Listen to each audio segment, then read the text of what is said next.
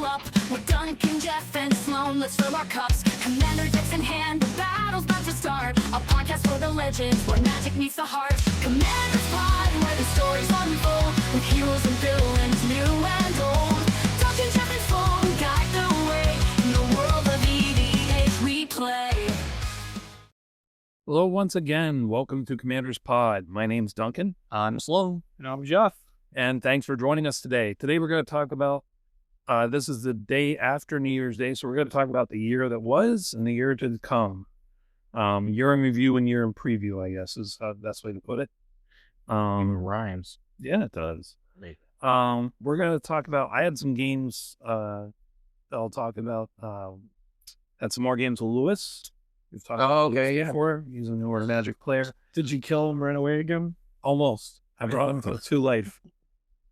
Or Golly day. it wasn't, I can't remember the situation, but yeah. Anyway, we're going to talk about the new tier system and our thoughts on how we feel about that now we've had some time to ruminate. And Jeff's going to talk about his triggers, and Sloan's going to have a card for us to check out. Yeah, card of the day. Yep. So let's get into it. So the games I had recently. So Lewis, I was playing with Lewis and Bryce and, oh my word, that's awful. There's another newer player that I cannot remember his name now. It's Richard. Now you own the pack of I cards. think it's Richard. But anyway, and so we had some good games, and then Andrew joined us later, but we still had some good games. Did you kill him first? I did. Oh, then Oh my word. And so, first of all, he won the first one he sat down. The second one he sat down, he called it Vengeance Game because he was sitting up nicely. Like he was getting his little board state. He was playing Karlov at the Goat Council, I think it's called. Old school. Yeah, whenever you gain life, it gets a +1/+1 counter. Yeah. All right. And if you pay, I can't remember how much mana, and remove 6 counters, you can exile target creature. Yeah. So he was gaining some life, but the whole time I was sitting there with Cyclonic Rift in my hand. I have Rapid Hybridization and Reality Shift. So I have some answers. I'm not so worried about it. All right. But somebody board wiped or tried to, and he countered it. And he was rather smug and started just moving on with the game like nothing happened. I know, hold on just a minute. And I countered that. And he's like, ooh, Duncan. So then it came back around to his turn. And he started building up his board state again. He goes, vengeance will be mine. But I know that I still have these other answers. Yeah. I still have these. And so then I think I Cyclonic Rifted Overload. And he's still yelling about vengeance. And he gets his stuff. He puts it right back out. And he's got so much value. His board state barely suffers. The next round is back out. But he can't attack yet. Yeah. And it hasn't gotten counters yet. But he's gaining life on everybody's turn. Like it's getting up there. Right. And then I rapid hybridization did or something. And so he never got his vengeance. He ended up getting killed first. I swung at him and killed him. I was playing my Illuge deck that I've talked Someone got There, yes. and then the next game he was very quiet about it, but I know Andrew. Yeah. He was planning his vengeance for that game. But the whole table at that point was like he won the first game. He had great value the second game. Right. They just went right at it. Yes. Welcome to the advice part of this podcast, which is don't announce your vengeance.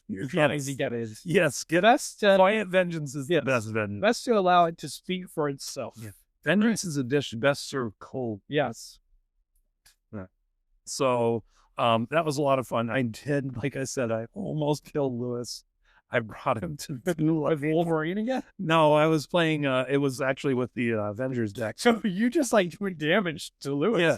Poor Lewis. I didn't even, number one, I think I thought he was going to block and he didn't. He does seem to have that problem. Yes. The other thing is that I knew I wasn't going to kill him. Right. So. You didn't completely know. Yes, but I did after I did it.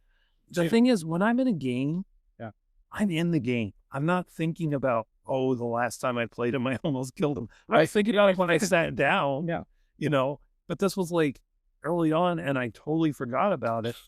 By the time I'm in the moment and I'm like, okay, who am I going to swing at? He seemed like the likeliest target, so I swung at him. Right. I didn't kill him first, so it was okay. And I actually later on even showed him how he could gain some life back, and because he played a clone, somebody else was playing the black-white vampire commander that has lifelink and death touch, and you can either double the life you gain or double the life they lost. Right. Yeah. You know, so he was going to clone something, and he was going to choose something else. I go, dude, you're at 7 life. You want that. Yeah. You want that right there because that's going to gain you lifelink, and then you can do it again to double it. So he took that, and he came back to like 16 or 18 life or something, so he was better off. Yeah, and it does make it's hard to play the game in too long. Yeah. So he came back and like he didn't necessarily win that game, but he came back and I showed him how to. I kind of made up for it by showing like, don't clone that, clone this. Yeah. This is what you need. So, but there were some good games. It was a lot of fun. We're getting a lot of new players at the shop, which is awesome. Yeah, that's good. Yeah, I'm really enjoying that. But Let's grow that shop. It'd be cool if they were able to get a little bit of a bigger place. so what's funny is they mail 100. Venice. Oh gosh, please. That'd be awesome, right? For you guys. I don't want to drive all the way up here. We know I think Duncan except for at work. Jeff still wouldn't make it to the shop. Yeah, no. It could be at the house next door to you. Yeah, he could be at that crack house across the street. There's no crack house across the street. It used to. That's down the road. That's down there. Yes. So let's talk about, are we looking forward to the new tier system? So have they ironed it out? Yeah, they have. No, we're looking forward to the new tiers. Well, we know kind of about it. They've said what it's gonna be. We just don't know the final form. Yeah, but they had an idea, and then influencers spoke up, which is good for them. And they were like, "Oh, let's go back to the drawing board on this." It wasn't gonna. I don't think they really said that. I think they pretty much did. But they said probably after the new year. They didn't say immediately after. I mean, it's not coming right up. Yeah. Are you looking forward to some sort of tier system? Yeah, in the sense that it will make discussions and arguments hopefully easier. Like if someone sits down and they're busting out Edgar Markov, like some degenerate people do, and I might have done. And then my Edgar Markov really doesn't have a ton of like really cheap ramp in it, but you could do that on top of it. Right. And if you're doing that, then it adds up to where your deck is this really powerful deck. You can't argue that it's. Yeah, I mean, it would be nice if there is an actual sanctioned way, I guess is the best way to put it, to determine your tier of where you're at. So, I mean, I am hopeful. I hope they do it right. I will say the one thing that I saw that I feel like is the most accurate is the website that Andrew brought up when he was on the podcast called Commander Assault. It goes down to the decimal point of where it thinks your power level is at based off of all the different factors that it does into it, which in my opinion is what it needs to be. Like, well, but even that's not great because it doesn't have a synergy. Yeah, it does. I mean, it does, but I've checked it out and it's not as all-inclusive as you'd think. There's things that have synergy that's not tracking. Sure, But I mean, that's hard for me to do. This is an Great start, though. right, but the level of accuracy that has comparative to anything else we have is leaps and bounds. I think that The is. problem and it has is it doesn't have the. Right. And that's the thing is I hope that whatever they're coming out with is closer to that than what they showed us, what was it, 2 months ago? Yeah. No, more than that. Oh my God. Yeah, if they're just gonna randomly be like, oh, if you have it was 2 months ago. It was October. if you have a Mox Opal in your deck, you're tier 1, right? Yeah. You're the best tier. And it's like, what? Yeah, I know. Ancient Tomb. Yeah. If you have an Ancient Tomb was the example they gave, then you're a tier 4 for having that one card. Which we played it. When You we could have played 99 last, Ancient Tomb 100% killed. You could have 99 force in an Ancient Tomb. You're a tier 4. That's wild. Yeah. I mean, they were trying to come up with it quickly. They weren't ready to talk about it yet, Right. but they wanted to give people something because of the turmoil. At least they were trying. Yeah, and I think it could work. I don't the way they said it could work. One card should not set your level. It needs to be the aggregate of what your cards are and what their synergy is and how fast and how powerful it is. Yeah, sometimes your commander can set your level. It's like there are some commanders. Oh yeah, it doesn't like Edgar Markov. it's gonna. Well, Edgar Markov, you can potentially build that where it's not good.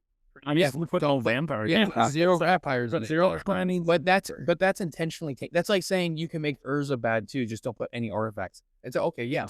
You can make any deck bad by putting 99. That's like an undeck. Like you're not building a deck. You're using it for itself. Yeah. Right. Yeah. Just put 99 lands in any deck and it's awful. Like that's not a hard thing to accomplish. But the point is, if you were to build the deck the way it's meant to be built, if you build Edgar Markov, even if it's not built with all the fast mana, the low cost mana, all that stuff, but you just do the vampire theme. Yeah. It's still much stronger than a deck that it's just a 9. you know. It's an 8 or 9 on the scale for sure. Yeah. And so, but yeah, so I mean, I am glad that they are coming out with a tier system that it will be sanctioned by, Wizards. So, I'm hopeful. I'm going to lean towards the side of optimism in regards to the people working on it are very passionate about Magic and they want to do this right.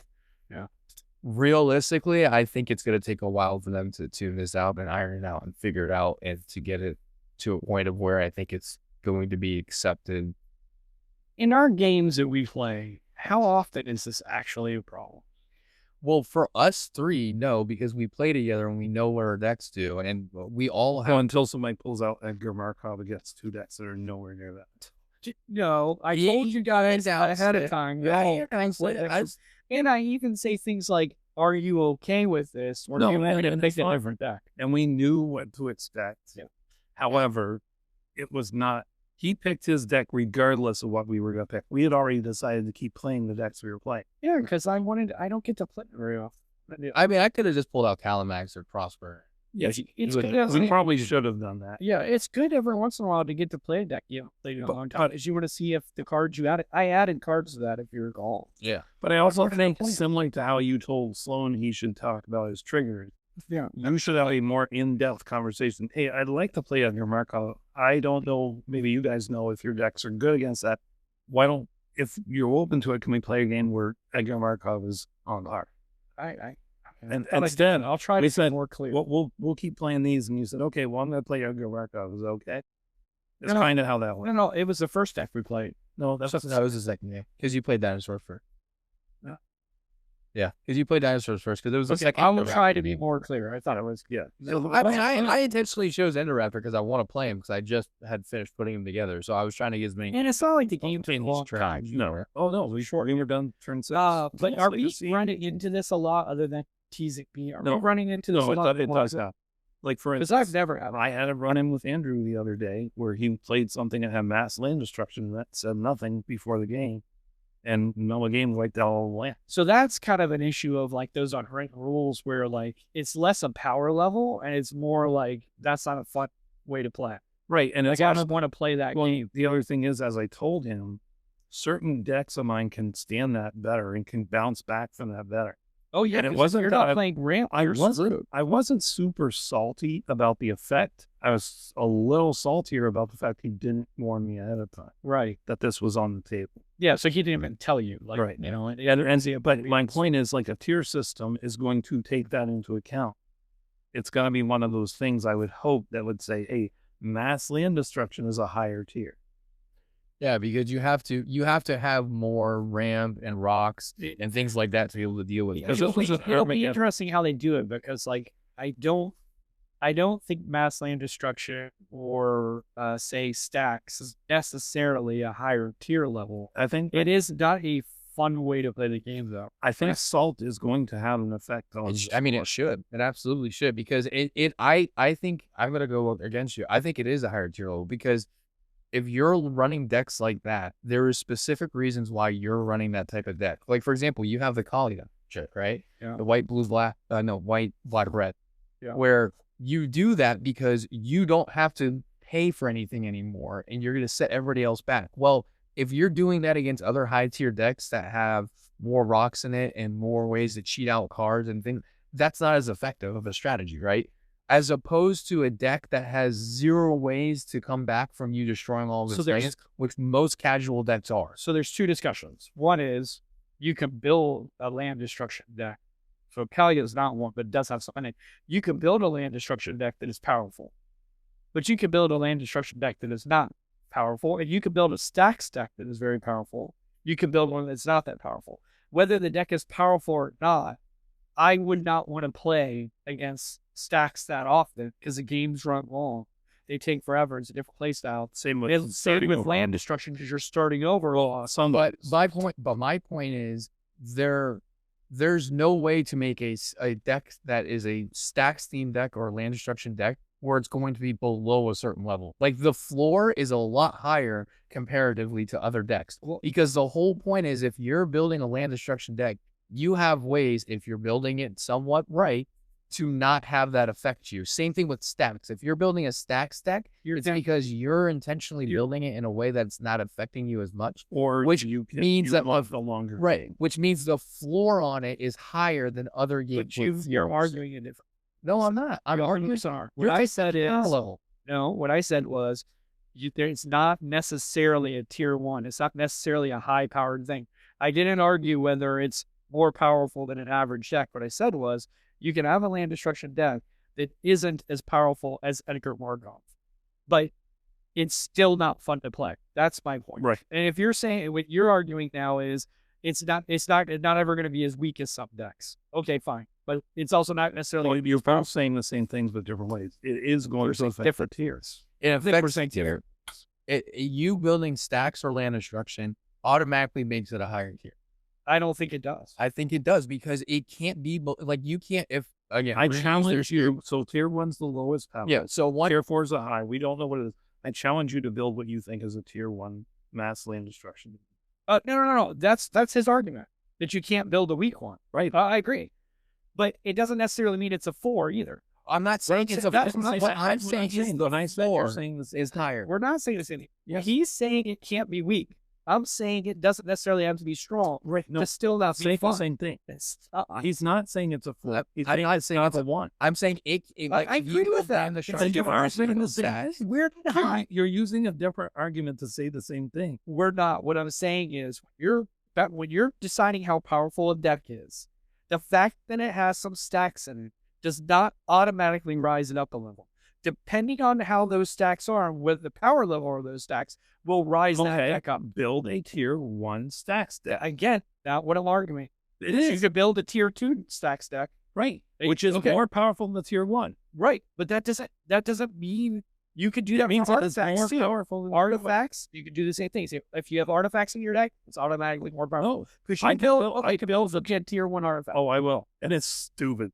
Well, you could do that with land destruction. No, but I'm saying terrible. It still does good things. But it's going to.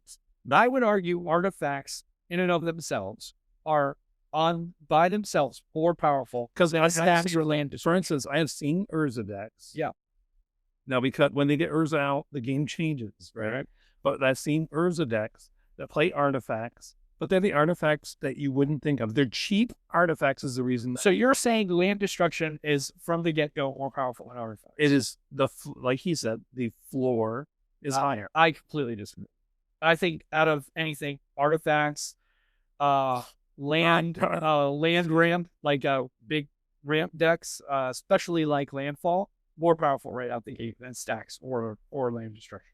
Now, stacks and land destruction are not fun to play. I don't care how powerful it is. I don't want to be there for the table, but it's not going to win as much as landfall and artifacts but both those things you just said were mass land destruction. Yeah. Which is very different from land destruction. Yeah, but single target is much different. Yeah, but mass land destruction in and of itself just turns are. I don't see that good. Both the things you just mentioned counter land destruction. That's because if you have ramp and you have artifacts, land destruction is not effective. Okay, so my point is that if we're talking about the tier system that they're trying to create, and we're trying to talk about how are you going to determine what this is based off of this tier system. If you have X amount of mass land destruction, it can never be below this number. It just won't be because most decks, almost, I would say 70 to 80% of casual decks have no recovery from mass land destruction. I'm not arguing your insight. I will defer that point. I don't care about that. What I'm saying, though, is just because it's land destruction, it might bring it up to a level 5, like, right? So this land destruction card is rated as a 5. Right now they're talking about 4 tiers. So one is the lowest. That land destruction is a 2, as power level. It's a 2. Whatever deck you put in it, it's a 2. Right. But it is What I'm more saying is possible you that- judge the cards based on the card when it comes to power level. But I'm saying there's a different discussion, which is, I don't care how powerful it is. I don't care if it's in 2. I don't want to play that. Right. A lot of people don't want to play that. So if you come So to a me tier and say, system won't fix that. right, I'm saying there's a secondary thing, and you can say, oh, because we're going to take into account salt. The deck is only in 2, but it's really, really salty, so we're going to call it a 3. I don't think that's the right answer. It's a 2, and then you have that discussion of, that's not the type of game I play. But here's the problem with that. Andrew and I I don't want to call it an argument because I was being very calm. Yeah, you got a discussion. He was having an argument. I was having a discussion. So, Okay. So it was an argument. Yeah. But I'm just saying, I was being calm and trying to be rational. Yeah. But regardless, he was vehemently opposed to having to talk ahead of time about what was in his deck. Right. And he has. And so those types of players are why they're trying to come up with a system that will integrate all of this. Right. And I think the discussion for him, it was, or you tell me, if it was a power level of the deck, that was a discussion. If it was a play style of the deck, that's a different discussion. For instance, Johnny, you didn't bring out your turtle deck. You didn't bring out Prosper because we were trying to get as many games in as we could. We didn't want to play a long game. So let me give you a scenario though. If they made it should have been a tier 2, right, for mass land destruction, but they decided it's a tier 3 because of the salt. Yeah. Then what the discussion becomes, and it goes on the person playing it is, hey, this is a tier 3, but it's only because it's mass land destruction. Yeah, and I would say even if they just if let's say they do that, that's how they rate it, and he just says it's a tier 3. He's allowed to do that. He is allowed to do and that. I would say himself. that's a huge problem because what I actually care about is not that it's a tier 3. But here's the thing. He's only hurting himself. Yes. We're getting into the social discussion and you're 100% right. But that's what I think is the general consensus is. If some people are not willing to have these conversations, give them the higher tier level and it's on you now. Well, but you either say, hey, it's a tier 3, but it's only because let's say they rated even a tier 4. Yeah. So I sit down and I pull Edgar out, right? And I'm like, oh, let's go. And now I'm playing stacks or land destruction. I might still win the game, but it's going to take a lot longer. And that play style might not be fun to me or someone else. And that's why I'm saying there needs to be 2 separate things, a power level. And then we need to actually have the discussion of hey, these unwritten rules where people go, these are not the type of things we want to do. Someone needs to declare them. So let's talk about what this is, though.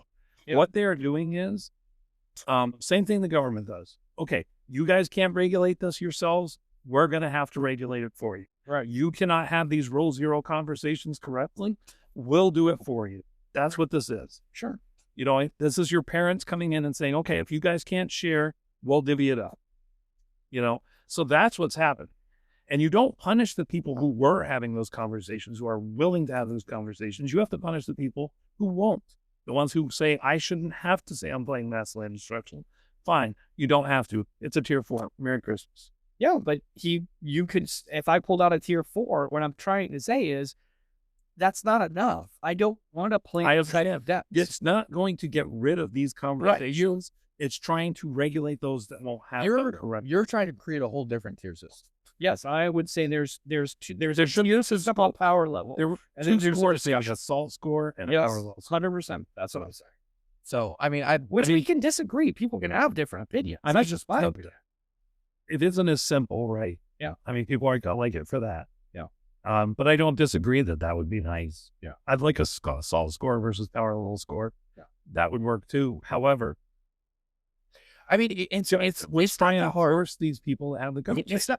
It's really not that hard. It's as simple as all they have to do is write a rule that says upon sitting down for a game, you have to announce your power level and then your deck theme. That's it. And if they write that rule, it's great. People don't follow it. Don't want to play. That's the problem. He would not have said this is a mass land destruction deck. That wasn't the point of the deck. He played a few cards in it for mass land destruction. So it affects the game. So in business, we have a phrase, we don't manage to the 1%. Which, sometimes in these cases, they're going to design a system to fit the 99%. there is a 1% of people that would sit down with a land destruction deck and go, "This is not a land destruction deck," and you're like, "Okay, I'm not sure." Yeah, I agree with you. Play, but that's I the need to play a 1%. health deck and say it's not an elf. Or play a deck. elves. How many Rogues. elves? It has The rogues deck, which you guys say is mill. Yeah. But it does have mill. I don't mill deck that isn't a mill deck. And a planeswalker deck that originally only had 10 planes. But I think the fair thing is, if I sat down, I would say this is a rogue deck and has mill in it. That's the right way to say it. Right. This is a token deck that has elves. I mean, ultimately, honestly, at the end of this discussion, like, we're all adults. If someone's gonna act that way, great. You got your 1-1 in. I'm gonna go sit at the table. Conversation's over. Like, it's really not that hard. Like, putting later has a lot longer than we need to. That's what happens now, right? Right. But that's what they don't want to happen because Sure is. And Then write the we're rules. pretty lucky that our shop's pretty busy. Both shops available to us. Yeah. There's some shops that aren't very busy. Yeah. There's some shops. There's only 4 or 5 guys there. You're all playing one game. There is no other. Not just that, but you know, like me, I don't get to play that often. So if I show up and someone does silly stuff, I've given up my time to not have fun. Yeah. And that's not great. No. So, I mean, I think the thing is, there is nothing they're going to do for this tier system that's going to please everybody. Right, which we elaborated fairly clearly. Right. And not I think what they are going to end up with is a system that forces, the people who don't have those conversations to be lumped into a bucket that maybe they shouldn't have been in. Could mean. You know what I mean? But it's a way to navigate that and at least say, you definitely should not be playing that against tier 1 decks. Yeah. You know what I mean? So that's kind of where that's going to be. So are we looking forward to it? I cannot wait to see it. Yeah. I really can't. I I'm wanna see what they excited do. to see it. I want to see it. I'm trepidatious about it. However, I can't wait to see it. It'll be some interesting discussion. And hopefully it'll be fluid enough. You know, they'll try it, Yeah. get feedback, tweak it if they need to. And it's not like, this is the way it is forever. Yeah, I mean, if they don't continue to update it and tweak it and adjust it and have it grow with the format, then I don't even know why they're doing it. Just stop making it to begin with, because you can't just make you can't make a rule set and then never change it, because clearly we're in rules like 700 right now in Magic. I mean, they've made that many changes for the game itself. There's no way they're to come out with the tier system and be like, all right, this is it. We're one shot. We're done. This is it. Right. Sure. So hopefully they do. If they're not going to, then my advice to Magic is just stop making it then. And if you're not going to keep it updated. Here's something I just talked about, though. I feel like we're going to end up with a tier announcement similar to a ban announcement as things are adjusted. Yep.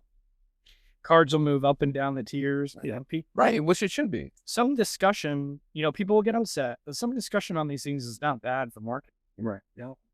Yeah. So I don't know. I'm excited for it. I'm hopeful. I'm going to be optimistic. Realistically, I think it's not going to be great for a while if they keep adjusting it and tweaking it and moving it forward based off of, again, what they showed us. Right. Well, hopefully it's very different. No, but, Hopefully. Jeff, besides this, what's triggering you? Well, I think what's aggravating me is something that we might get into in discussion on a little bit later, which is just I'm very concerned about how much this game seems to be moving more towards gambling. And we're going to talk about it a little bit later. Well, we could talk about that aspect now, but you have something later to show an example. Yeah, but just it concerns me, and I think, especially as parents, we need to be careful because you're chasing. I'm going to change that. A lot of adults, I think, chase cards. Yeah. And you can end up spending a lot of money to chase some of these cards and end up not getting any of it. And there was a better place you could have invested your money. Right. So I'm pretty concerned about that. I don't know the right way to go about it, other than to say, we're all adults. There's a product out there. You need to just be wary and really count the cost before you buy something. Decide whether it's a good investment for you. So I can give you an example of how this is far less gamble than I used to. Okay. We used to play for Annie. Oh, well, yeah, it was way long. I mean, I loved that concept, though. You are gambling, sir. You shuffle your deck, flip that top card before you start. You're playing for whatever those top cards were. Yeah, but they didn't have a lot of value, though. That's right. That's Yeah, why so it's less. But Even even I say we're way more gambling now because except that when it was still a thing, there were $50 cards, $100 cards, Yeah, $200 cards. are you 100% sure? I am. Because it went I for a long own some. I had Mirror Universe was a $50 card back then. Okay. Or was it that? No, Lich. I'm sorry, Lich was $50, and I had a combo with Lich and Mirror. Yeah. And if that, I did Black play Lotus. for it, but banning was still a thing. Yeah. And if I had flipped into that and lost that in a game, I think at the time when they designed it, it was probably the thought process was less be gambling and more being like someone where you drop the ball and you pick up the Tiddlywinks, well, not so much that, but I think marbles used to when you marbles. Because whoever won got the marbles. there you go. So, but then when the cards became worth money, they're like, we can't keep doing this. Yeah.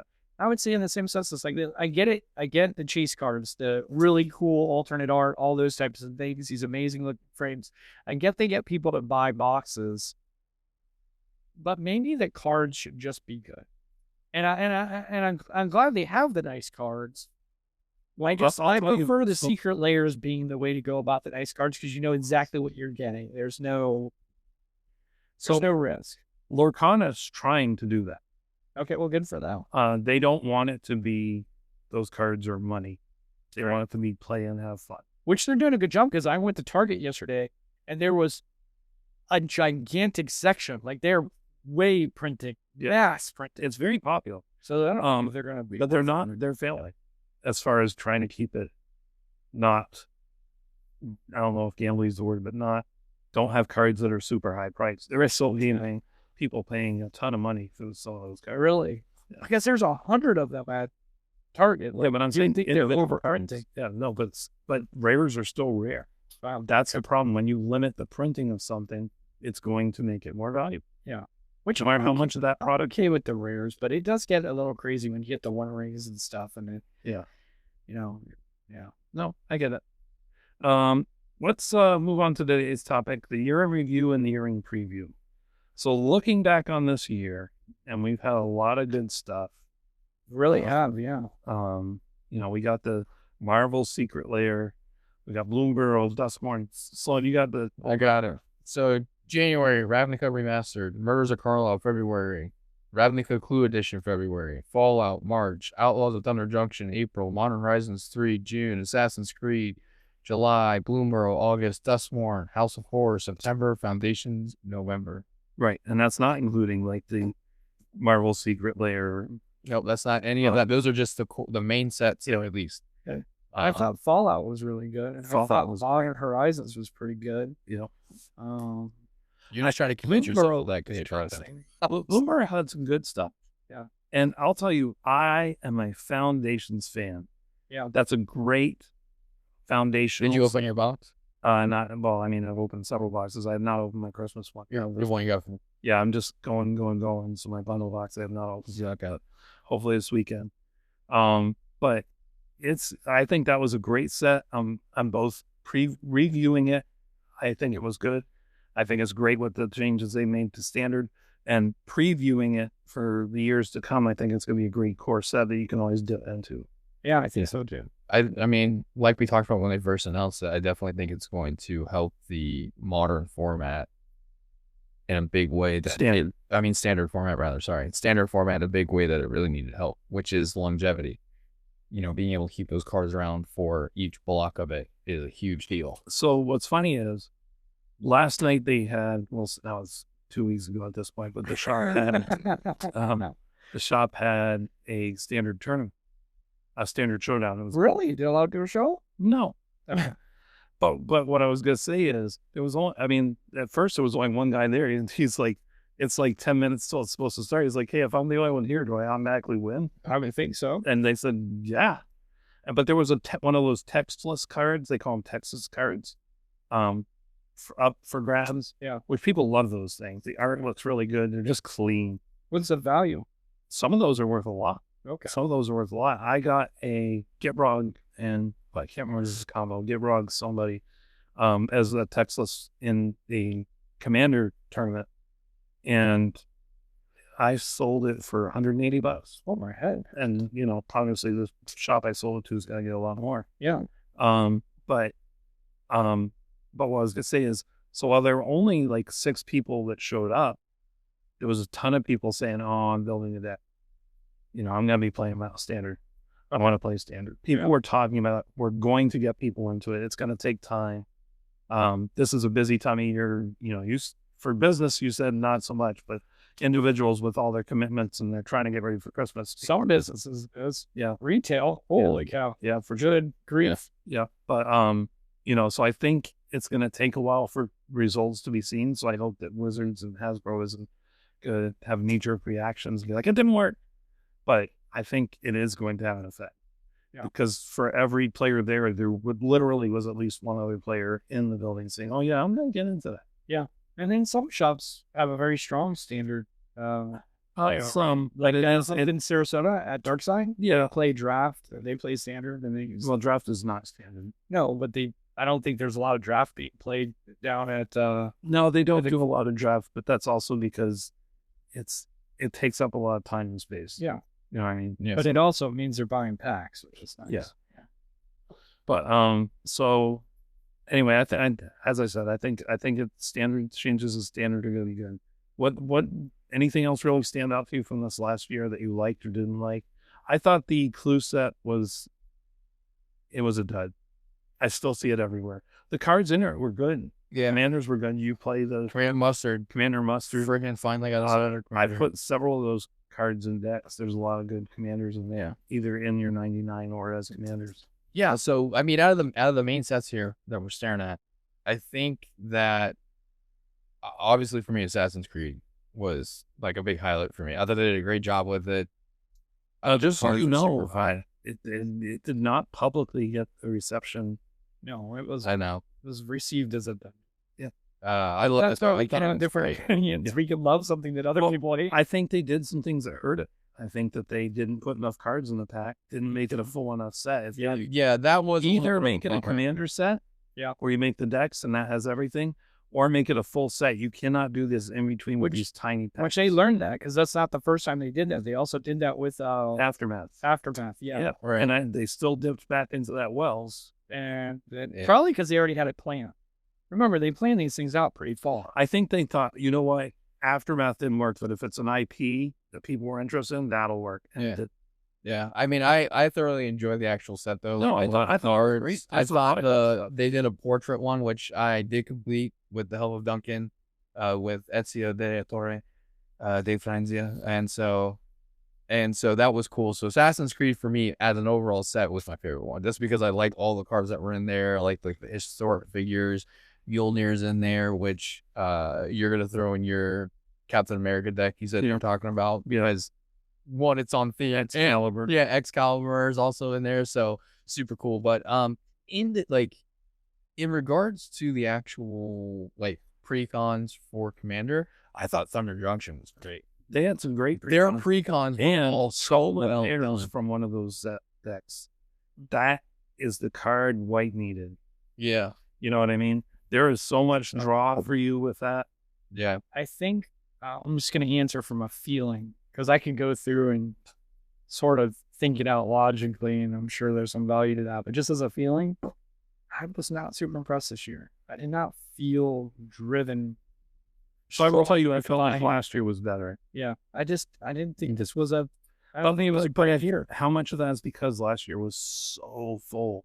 Lord of the Rings and Doctor Who and Couldn't be, but the one thing I was excited this year was the Secret Lair. It's the only thing I was super excited. I did buy some Modern Horizons because I was like, I gotta buy something or buy something this year.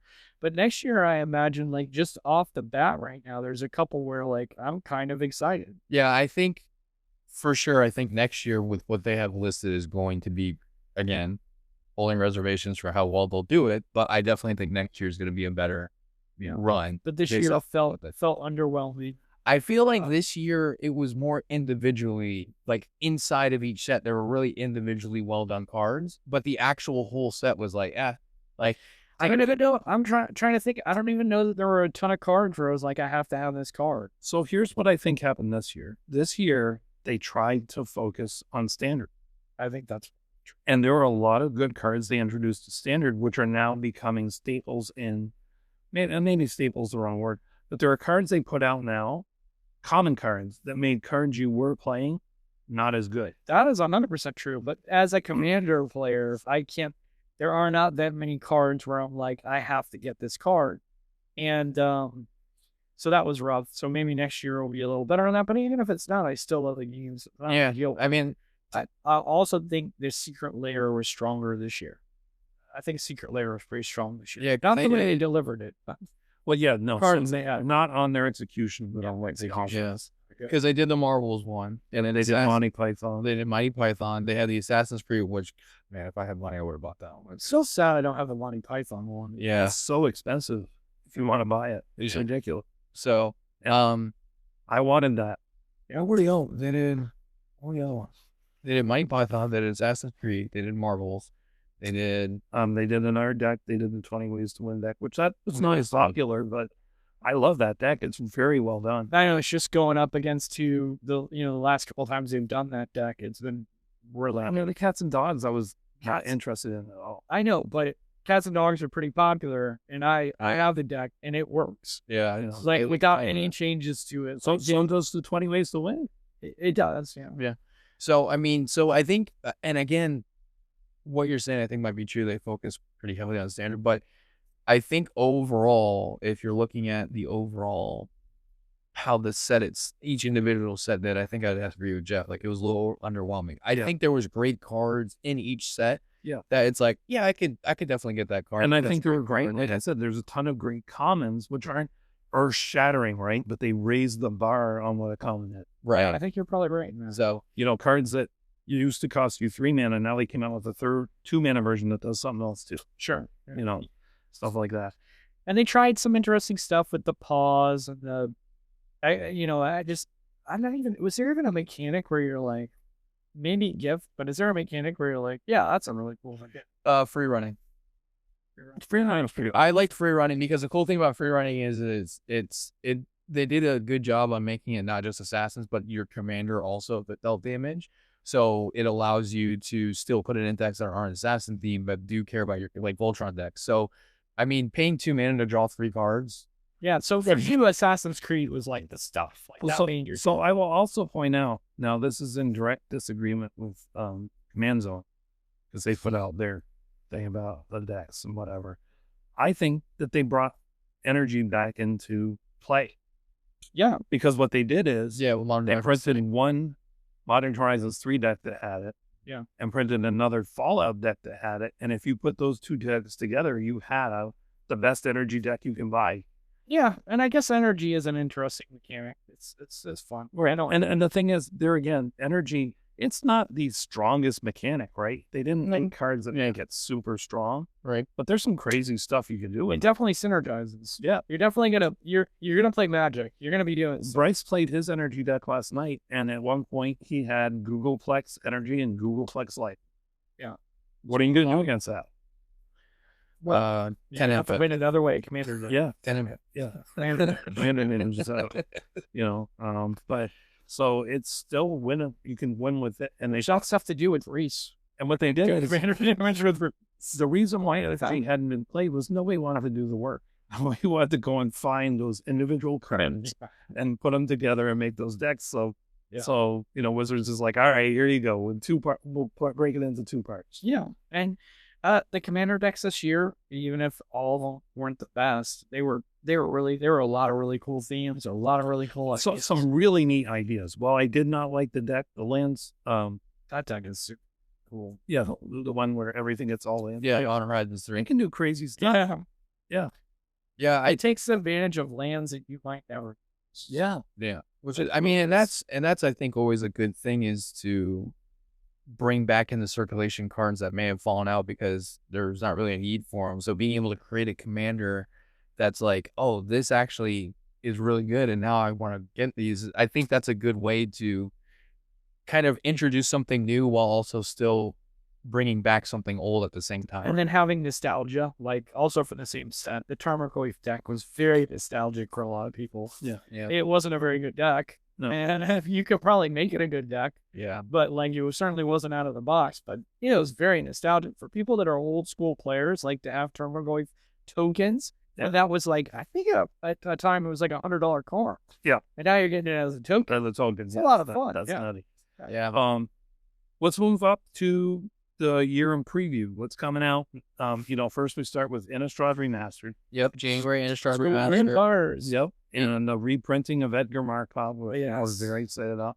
And the introduction of, is it Headliner? Headliner cards. Headliner cards. So Headliner cards is going to be this new card concept. Now, we don't know what the theme will be for each set. Yeah, they'll do a different treatment. Right. So this one, the Edgar Markov, the Headliner card, is what they're calling movie poster treatment.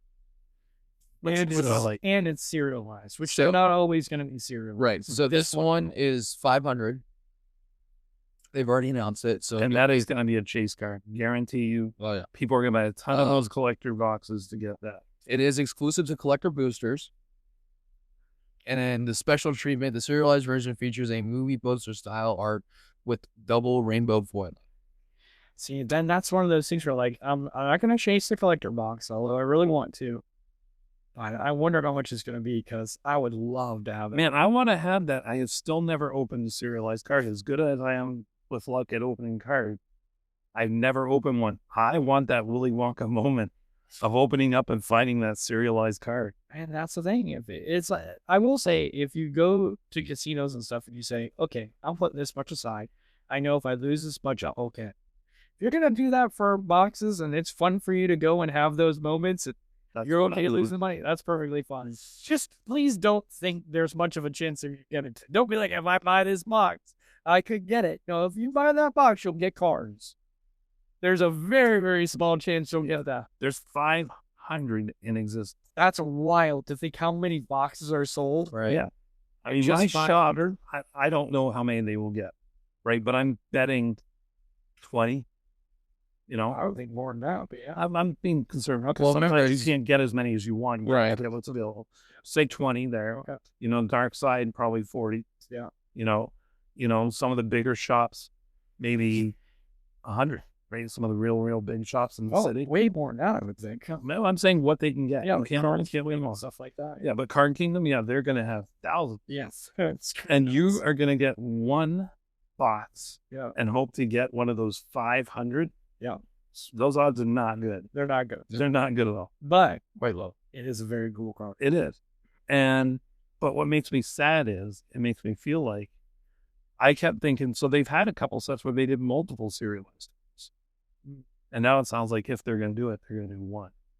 I don't know that they're not saying that. They're just saying there's going to be a headline. I'm just saying that's what it sounds like.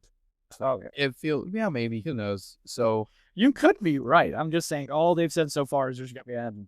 right. And it may or may not be serial. So Innistrad Remasters is January. So, but you had something else you wanted to bring up about that set. The card that they're putting in it that really doesn't belong. Oh, yeah. This is actually really important. Thank you, Duncan. Yeah. My memories. Really? I have no idea. So there's typically with sets like this, you do like a remastered, they're pulling cards that have been in Innistrad playing before. Now, occasionally they'll pull cards from like a commander deck or something else where it wasn't really anywhere else. And it's not a problem. Right. But now there's a card, and I suspect there will be more, but there's a card called Mass Hysteria. It's 1 red. It's an enchantment. All creatures have haste, right? And this one is from Mirrodin. And they're reskinning it. And now it's gonna, instead of having goblins on the card, it's gonna have werewolves. And it's coming out in Innistrad Remastered. Now the thing I'm excited about for this is, look, I'm sure there are people that follow the lore and they care what plane it's on, and that makes a difference to them. And that's okay. But with the way the game changes and the way the dynamic of the game changes, them having the freedom to go reskin a card from another set so that it balances this set or makes that card a little bit cheaper if it's gotten too expensive because it hasn't been printed in a while, that's really cool. And I hope they do that more. I could be wrong. I haven't looked it up. I don't think Mass Hysteria is that expensive. I don't know. Because it was only in Mirrodin, it could be, but I doubt it. I don't think it is. It's the red version of Concordant Crossroad. Mm-hmm. Well, I mean, Concordant Crossroads was $60. Yes, but I don't think the red one will work as much because red isn't as stompy as green. Yeah, but red does have a lot of creep to that. It's not that expensive, $5 or so. And it wasn't a secret layer drop, which probably has something to do with that. Yeah, so I mean, it's not that expensive, but Actually, it might have dropped. This is not a fair, but because it already has it on here for the remastered. that may be true. So it might have been $20 or so. I doubt it was that much. Probably 10 of Oh, we can look at the history. But anyway, so yeah, that's an interesting choice. I don't like the precedence it sets. Well, what's the point in calling this Innistrad remastered if it's going to be whatever you feel like putting in it? It was at $20. Because I would imagine they're probably going to do a mirrored. Oh, there you go. Yeah. I know it was also on the list, which is... So, I mean, they've reprinted it before. They just wanted that reason to reprint it. I guess it's fine. Reskin it so that it's in it. But, I mean, it's like, as long as they're not doing it with a ton of cards in a set. I think as long as they're not doing with, like, core characters, too. Yeah. I think it'd be okay. Like, well, except the core characters usually travel plane. Jace goes everywhere. Not anymore, but he used to. What happened to Jinx? He's been replaced by Kaito. Oh. What do you do? We got old? I don't know. I think he got canceled. I know. Probably. Why do you talk That's tough. Well, rest in peace, R.I.P. White control-y guys tend to get canceled. Wow, it's very political for this Magic podcast. So Innistrad Remastered's first one up on the block. Yeah, that's January coming out. 24th is the announcement date, the release date here. So, pretty close. A couple weeks away now. Yeah, a couple weeks away. I don't think it gets a pre-release. Okay, so no pre-release. So definitely feel like Jeff's getting some stuff from this one probably. I don't think I'm buying boxes. No, but you're gonna want the idea mark. I might just buy the cover. That's gonna be very expensive. Yeah, So let's see. If you just get the regular versions. Yeah, if they have like the poster version, but it doesn't have like the galaxy or whatever serialized. I don't need serialized. I just want the art. Yeah, I just want the art. So if I can get the art without being serialized, that's fine. Yeah. So that's gonna be our first stop. Aether Drift, February 14th, and that's I don't be surprised at all if I care at all about that set. If they do an amazing job, I will care just a little bit. And so, good luck. So talking about energy, though, kind of brought it up. Could go on that set too. Oh yeah, 100%. It could go in there. It could. Made sense for them. I think they're going to come out with some kind of racing mechanic. I'm sure they are, and for racing fans, it's gonna be huge. Yeah. So Aether Drift. I'm mainly excited to see if they make vehicles viable. That's kind of what I care about. I hope they do, because it would be fun to play a vehicle. That's kind of going back to the idea of bringing back these cards that really don't do anything, but they could be really helpful. Like, if you have all these cards that are like 1-drops that are like 3/3s with no abilities, that's great to crew a vehicle. I wonder if they're going to get cute with it, though, and do some sort of like, you know how they have that amusement cards where they would have the amusement thing come out. I hope they don't do anything. We're like, okay, now you're in a race. And I'm like, I don't want to be in a race. Yeah. I don't. You gotta, instead of like night and day, it's just like a racetrack. It's like, all right, guys, hold on, clear the time. Yeah, you got Jace. You got Jace running when Kaito, he's just angry he's been replaced. Yeah. I don't want that. I just want to play Madden. Oh my gosh. Yeah. They create a Beyblade stadium just to play that or something. Spin your cards at each other. I think it's going to be cutesy. I hope it's not. I hope. And I mean, I don't think cutesy like Bloom Barrel, but I think it's going to be niche as far as who likes it, who doesn't. Yeah. I think some people are going to like it. I don't think it's going to be earth shattering. Now, this one I think Jeff is very excited for. Tarkir Dragonstorm in April. I mean, dragons are popular, right? I am so tired of dragon. Now, I don't own a dragon deck. I don't want to own a dragon deck. But give me my ancient dragons, and that's it. My problem is I can't afford dragons. Every time they come out with a good dragon, it's like $50. Yeah. My hope is, though, because at least in the art that they've shown for this, that they're also doing monks with it, which they've done a couple of times. So it'd be cool to get more prowess cards, because monks do prowess. Yeah. And I feel like that's another mechanic that kind of just slides underneath the table. No one really does, because it's hard to do. I'm hoping there's some anti-dragon tech in there. That'd be cool. They haven't really done. Yeah, so you probably need my dragon deck. Your dinosaur deck's almost worse. Yeah, well, those are just dragons without wings. Those are just dragons without the intelligence. They're just angry. Yeah, they're just big. Thumb down dragon. Next set, which I don't think any of us really care about. June's gonna be Final Fantasy. I care about it. I like it. I'm not like a super fan, but I loved playing it back in the day. I stopped around.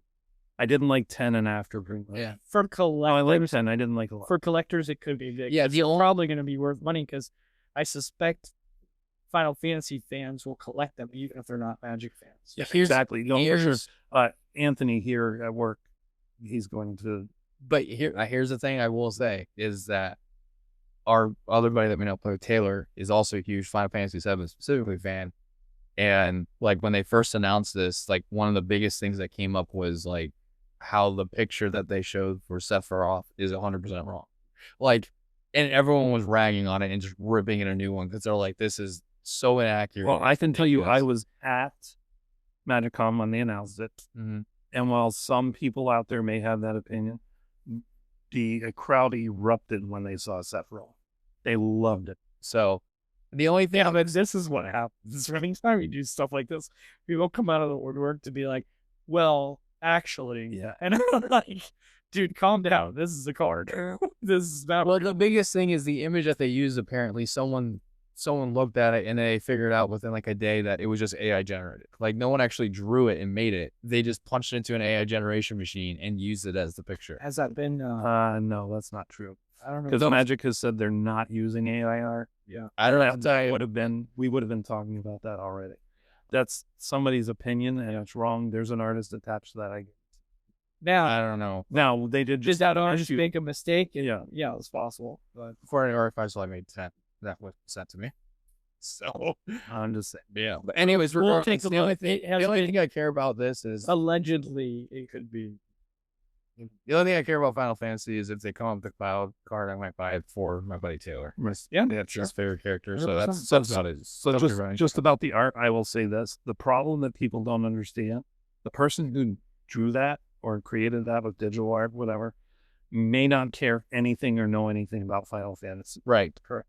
So in that instance, they're going to do their interpretation of the images they can find of it. And yet, I really give credit to the people who did the secret layer for Marvel, because they picked them out of the different eras of the. And they did a really good job. They did, but I will say They do that for this. I love Wolverine as a card. I'm not a super big fan of the art they chose for his specific card. Really. It's okay. Okay. But I think the classic Wolverine cartoon images are way cooler, Okay. So, And that's the thing too. We can never please them. no, exactly. It's, Yeah. You're going to find purists who are going to pick things apart, and you're going to find people that are like, that's cool. Great. Next up, August, Edge of Eternities. I believe this is the space one. The space set. Yeah. Yeah. So this one, That's a slippery slope right there. They could either tank it and go like, Like the space Forms dog. in Who's space. the friggin' space dog in the unset? oh yeah, what's his name? I don't remember. I forgot. Comet. Comet. Yeah, Comet. They can make it look like that type of art, and I'd be disappointed. Yeah, I don't want them to go too sci-fi.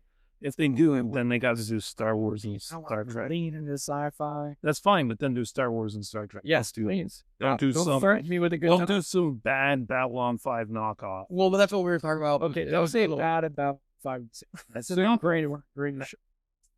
That's what we were talking. That was another thing we talked about when you weren't here. So we were coming up with like if they did nods to it, so it's like Babylon 4 instead. Like Yeah, that's what everybody. yeah. So like, what would be like a nod that you would want the?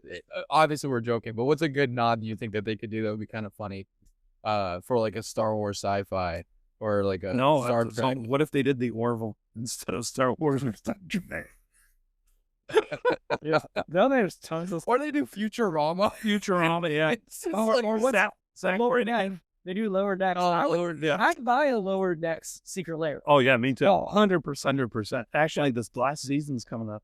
Yeah, I haven't watched it. I gotta probably watch it. It's not it's not out yet, but the last season. No, I'm saying probably haven't watched this season. Oh, this season was done like 6 months ago. I know. Um, It's a lot of. So Edge of Eternities is space one. So, I think again, we're probably gonna get a lot. Hopeful that we're maybe get a lot of cool vehicles in there. I think that would be pretty dope. If they did spaceships, Dude, if I want a spaceship, I want to crew a spaceship. space whales. I'm betting there will be space whales.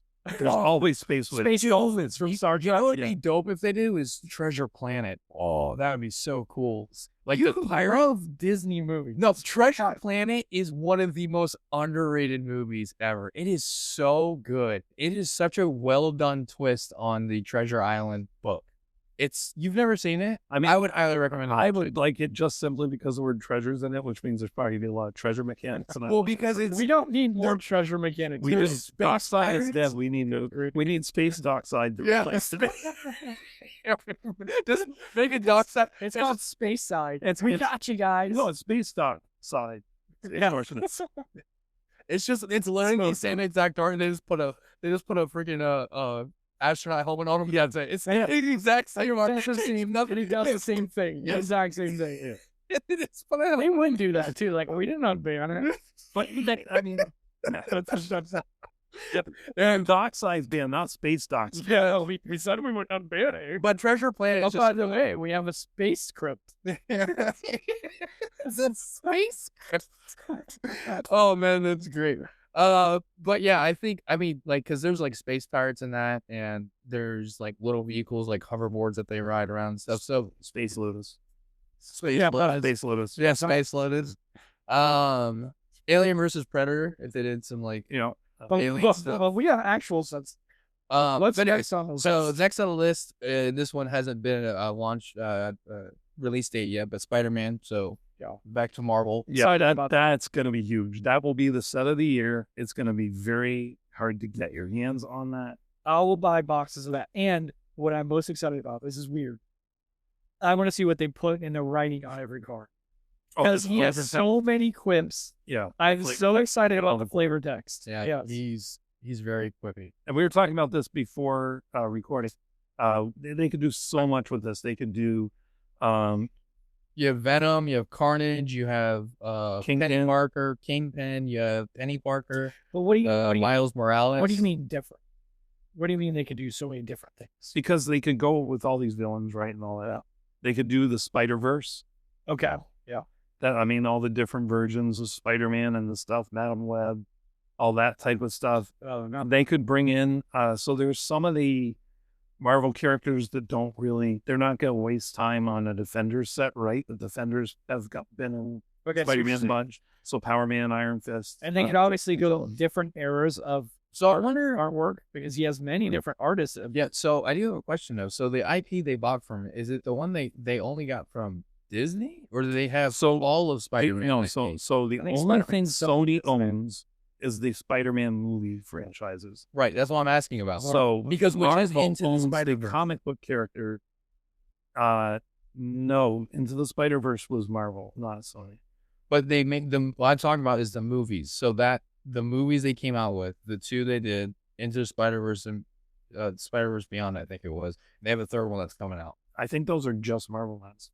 No, they're made by Sony. Really? Yeah. Oh, trust me, I've watched Okay. a lot. They're made by But Sony. here's the thing: all of that is based on Okay, so that's what I was asking. comic books. Okay, so if it's okay, that's cool then. So yeah, because like in that movie, the second one specifically, he goes to like the Spider-Man hub, and there's like thousands and thousands of Yeah, Spider-Man. that's in the which is really comic, so they can still do it. yeah. Yeah, So they licensed it from.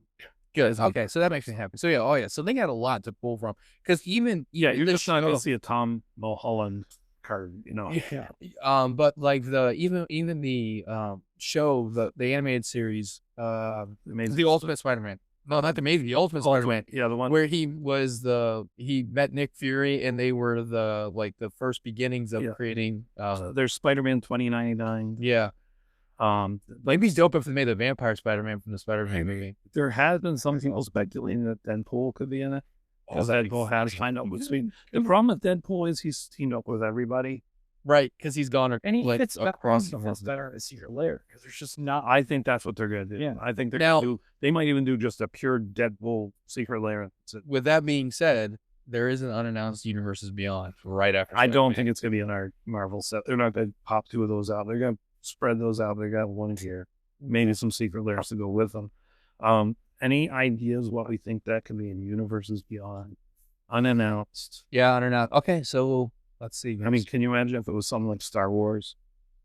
I don't think it'd be Star Wars. They'd announce that now. Unless They'd announce that. I don't think build hype for the whole year. possibly, but they may not. they didn't announce.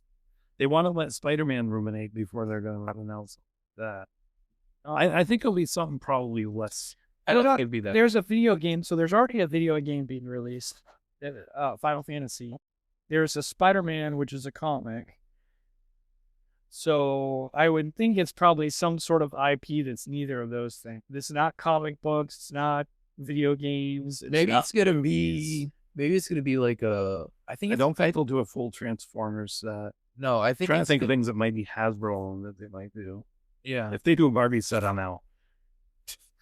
I don't know, dude. I actually don't have a particular guess that I think makes any sense. I think it's gonna be like a What's bigger big? franchise. What if it was DC?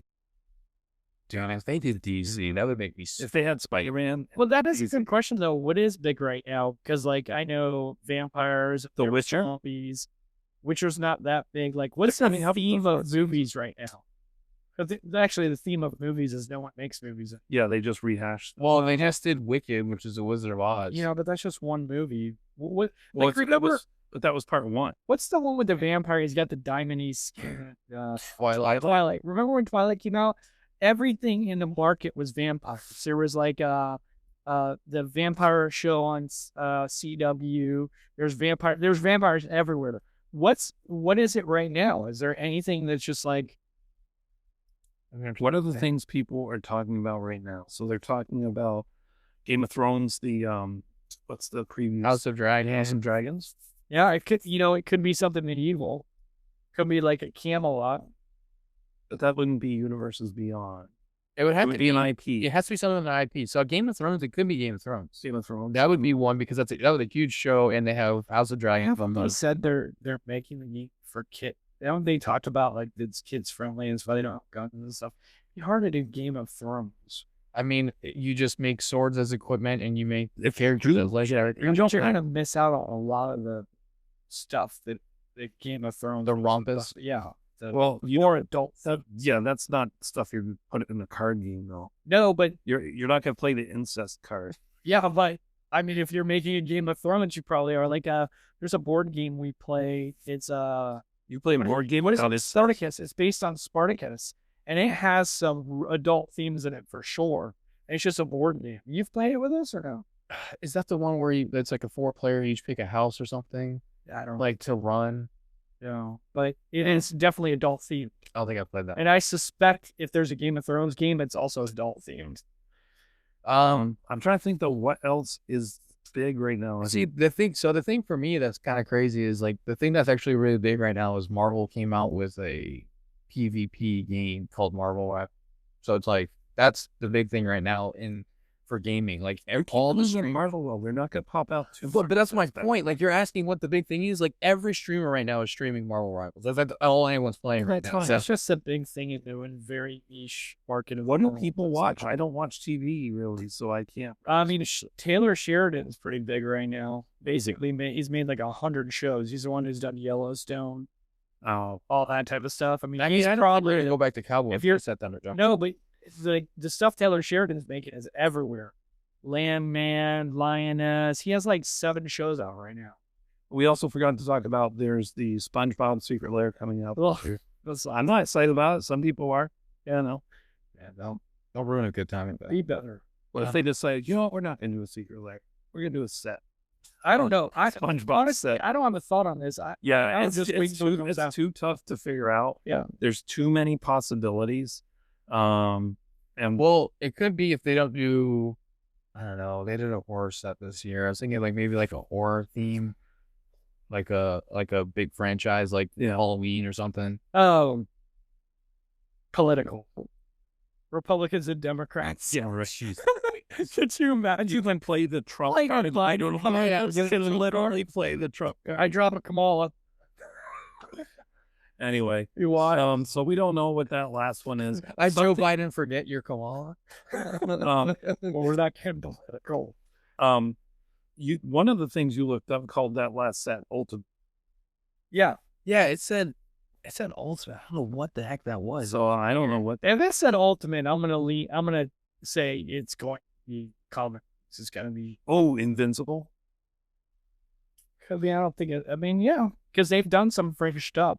Yeah, I don't think Invincible has the depth to build a full set of.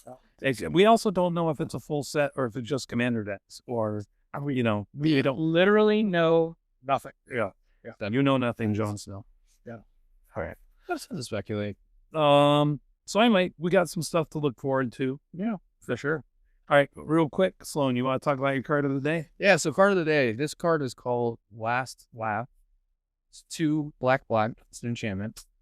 And it says, whenever a permanent other than Last Laugh is put into a graveyard from play, Last Laugh deals 1 damage to each creature and each player.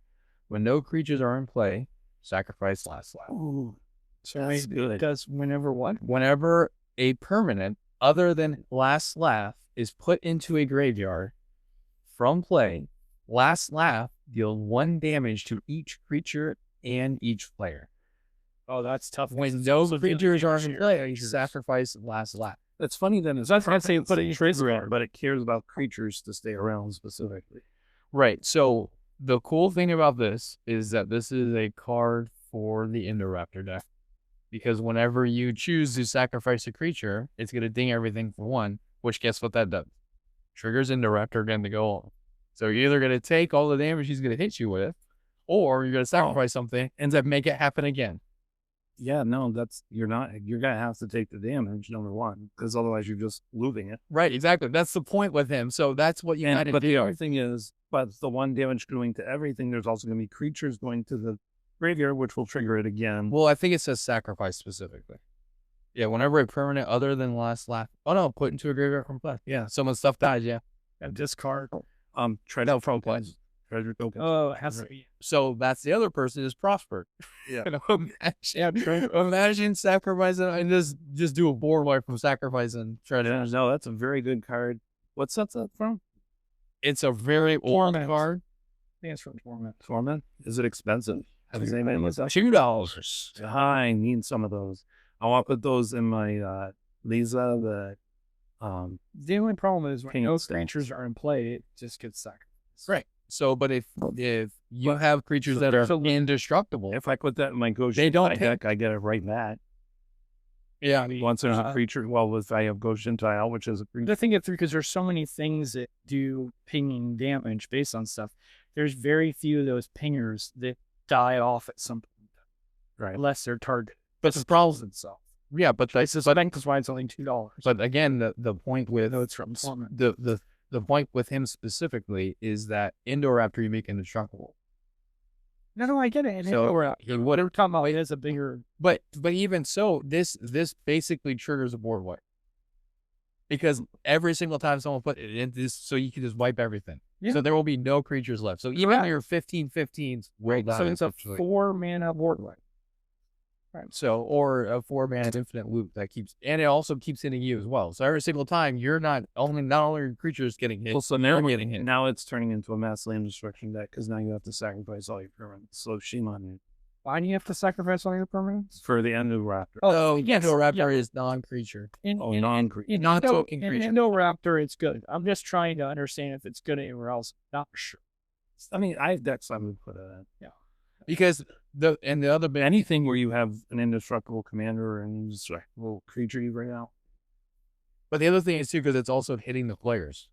So if you keep that loop going, everyone's getting hit If you over keep and the loop over. going, it's very good. Yeah. Like, I think it's pretty. so it's a card that I stumbled across when I was looking for cards for Indoraptor, and I was like, I've never seen anyone play this card. And- I never even heard of it. And we have to remember, like, just because it's a niche card that only does something in certain decks, that's the card you're looking for. Right. Like, those are the very powerful cards where you're like, someone's going to be like, I've never seen that before. It's amazing in that deck. It doesn't have to be good in every deck, because then that card, if it was good in every deck, would probably be $100. Right. Exactly. Because it's old. It probably hasn't been reprinted now. Although it probably also would have been reprinted about That's true. because that's what we do. Yeah, with our luck, it's going to be banned. I like for some reason. Yeah. That's another thing that is coming this coming year is the ban list will be updated. Yup. Whether they make no adjustments, they make some adjustments, that is coming. They said they would wait for the new year. So it's another thing for the coming year. But that's all the time we have for today. Thank you for joining us. Don't forget to check us out, commanderspod.com. Please email us, cast@commanderspod.com. You can check out our Patreon, patreon.com/commanderspod. So here's what I'm thinking. I had said the new year we'll do the information. Episode 50 is coming up. I think that's when the announcement will be. There you go. That's a good. So enough with the teasing about it. Episode 50, which is 4 episodes from now. That's when we'll announce the contest and we'll go from So we don't need to right. So that gives us some time. But again, thanks for joining us, and don't forget, kill Andrew first. Commander's Pod, where the stories unfold with heroes